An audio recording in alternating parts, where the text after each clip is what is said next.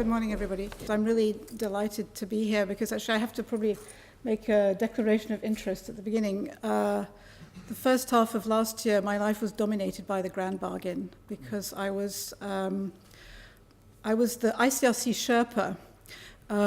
Each organization that negotiated and donor country that negotiated the grand bargain had a Sherpa, which is kind of interesting terminology because normally the Sherpa carries and you have a star climber that climbs, basically. Well, we didn't have the star climber. We did everything. We carried and we climbed, and we negotiated the grand bargain. And so the ICRC and the International Federation of Red Cross and Red Crescent Societies were very much involved in the grand bargain discussions. And in fact, the commitment number 10, which is the humanitarian development nexus, was the one that probably in terms of sort of conceptually was the most difficult to figure out. Because it's part of an efficiency bargain, but it's actually much more than that. It really involves some very fundamental changes. So it's fun to be able to speak about that now and to follow it, to follow these discussions as they go forward. I'd like to make a few general comments just about the question today, and then also zoom into what the ICRC sees and the ICRC's response to this question. And I think actually it's quite significant that we're having this discussion today because this is something that was not talked about so long ago. And I don't know if there's anybody in the room who was in the Addis conference on financing for development, which was held in the summer of 2015. So there we are, that shows. This was a big conference on financing for development. Humanitarian issues were just absent. They were not there. There was a real silo between humanitarian issues, development issues. It's different people, different budget lines, different concepts.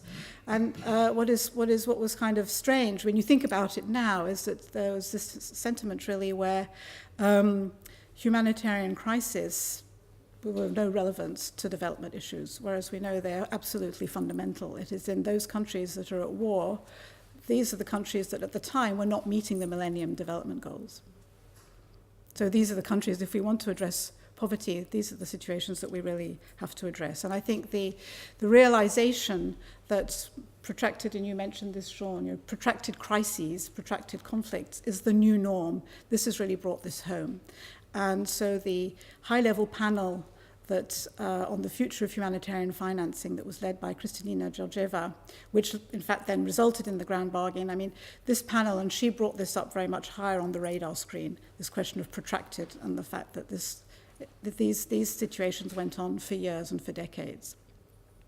But I think what's important is also to mention that there is a distinction between humanitarian aid and development aid. The goals are different, the modus operandi are different. In humanitarian action, we are responding to the needs of communities of people, to their needs for protection, to their needs to access to health, to assistance, to shelter, and so on.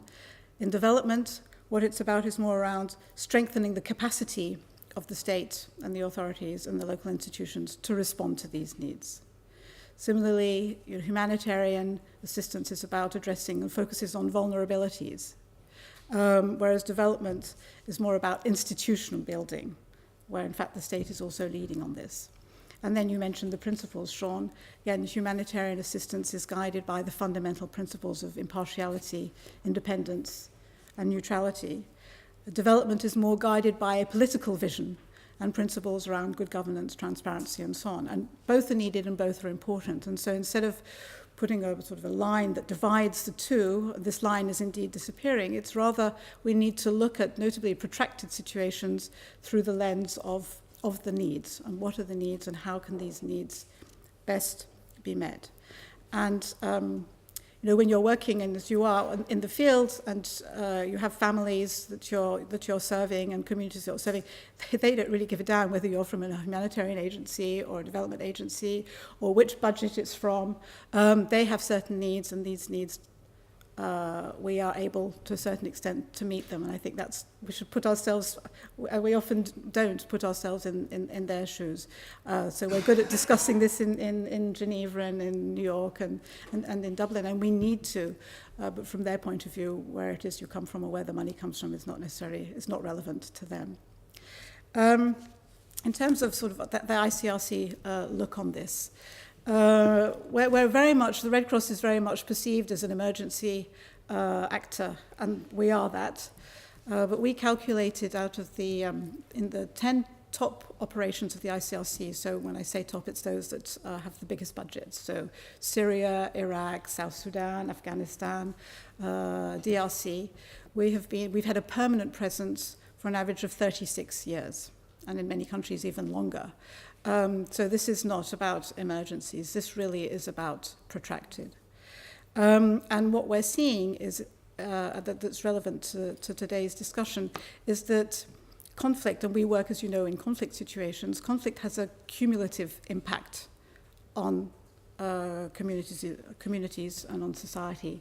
So it has an immediate impact. So people are displaced, healthcare centres are destroyed, but it also has a sort of gradual impact, gradual decline, gradual degradation of systems, of infrastructures, of services that exist. And I think Yemen is a very good example today where people don't have access to water, hospitals are bombed themselves, but then it's impossible to get the medication in. It's impossible to carry out basic maintenance work on water services because we can't move around or because the spare parts that are needed are not coming into the ports. And this is creating gradual degradation. So what we talk about, in fact, or what we can see is development reversals. There are middle-income countries, Syria is a great example, Libya, that have turned into low-income countries today. And it's this gradual breakdown that's also, with alongside it, sort of loss of employment opportunities because people are having to move because of war, loss of education opportunities, and this thankfully is now becoming higher on the agenda than it has been. This is leading communities into chronic poverty, into hardship. So their resilience, and again you mentioned resilience, Sean, their resilience to shock is going down. And I'd say the worst thing around this is something that has an impact for generations and generations to come. It's particularly acute, this question of development reversals in urban settings, where infrastructure is sophisticated, where it's interconnected. And again, we've seen our activities, the focus of our activities shift, well, like the population has shifted, basically, in a global demographic way. Most of our work was in sort of rural settings. Today, it is increasingly in urban settings. So how is it that we respond? We have a combined approach, I would say, the ICRC, of responding to immediate needs and longer-term needs. So responding to helping people survive, but then also acting on their means of survival.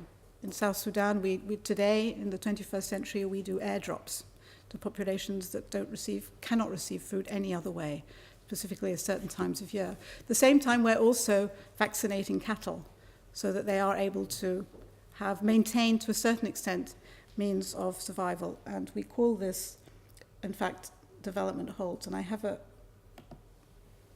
you can see that, you can see it better there, I think, than on my little screen here. But basically, what this means, it's about doing what we can to ensure that this gradual degradation doesn't get even worse than it could. So holding up, basically, as best one can. And this is what humanitarian actors and what the ICRC is doing in particular. Those systems, those infrastructures, ensuring that hospitals can continue working, ensuring that water boards can receive the spare parts to maintain the water system, and so on.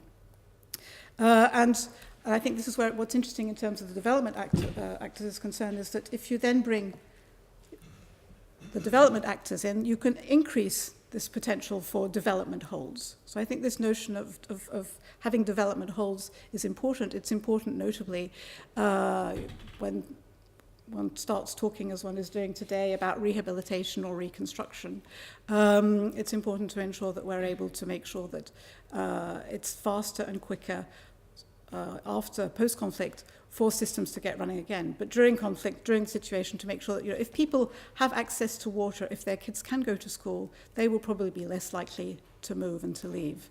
And these are the kinds of examples of development holds that I'm talking about.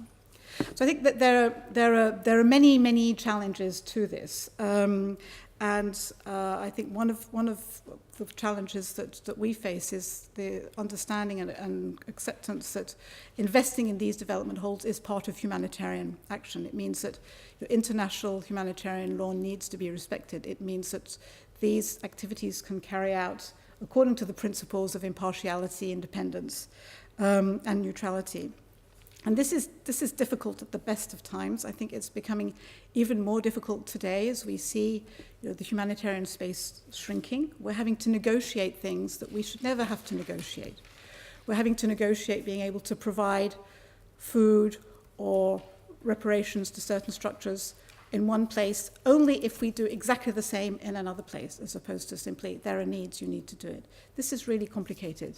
It's very complicated for us also to get understanding that we also need to talk to all sides. We need to talk to non-state armed groups. We need to talk to groups that are on terrorist lists of donor countries, because they have power over the communities that are living under them. They have people in the areas that they control that have needs, and we need to be able to talk to them, to get them to understand who we are and to be able to carry out our activities. So this is a challenge.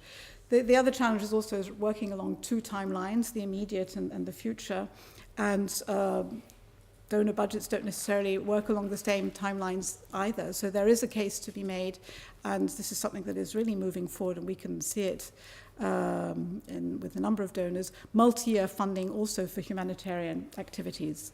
Multi-year funding gives a certain predictability in terms of what one can do as an organization. For us, it enables us to be able to commit to local partners to find longer-term solutions. It enables us to start maybe more sort of longer works around infrastructure and so on. We need to work also in partnerships with different partners. We have a really good, we've had a really interesting few months working with the World Bank. So the World Bank, I would say, is really the new kid on the block in terms of development, big development actors working and being interested in the humanitarian space. It's been an incredible learning curve. It's like a cross-cultural marriage. I mean, they speak a different language from us. We don't understand what they want. They don't understand at all how we work. And we've received some significant funding from the World Bank for Somalia.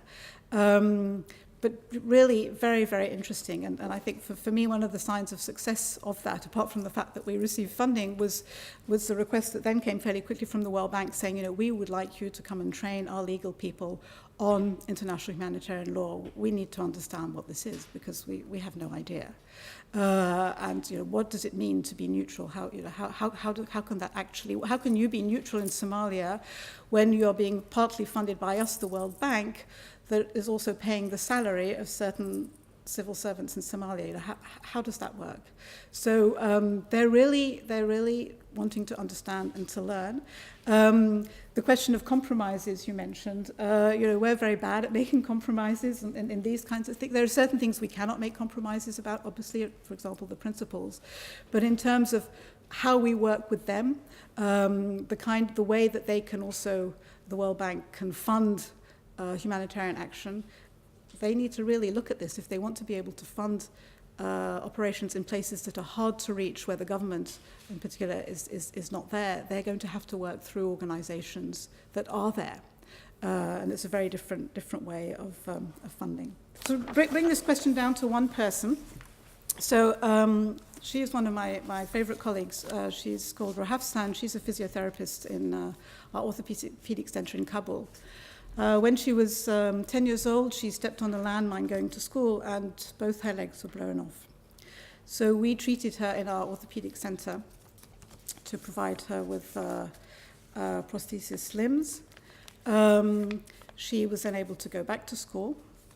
We worked with her also in terms of psychosocial support. And we were able to train her as a physiotherapist in our centre, and now she's working in the centre. So, one can say, okay, is this humanitarian? Is it development? This is a long-term project to help people not just give them new limbs, but actually we need to help people go back into society so that they're able to become productive economic agents as well. They are not a burden on a social system that doesn't exist in this particular case, but they're not a burden then on their families or on the younger children or on the girls that then have to stop going to school because they have to look after a handicapped father and so on. This is development, it's humanitarian. I mean, it's just an example that shows that there is a continuum here that we need to look at. Thank you.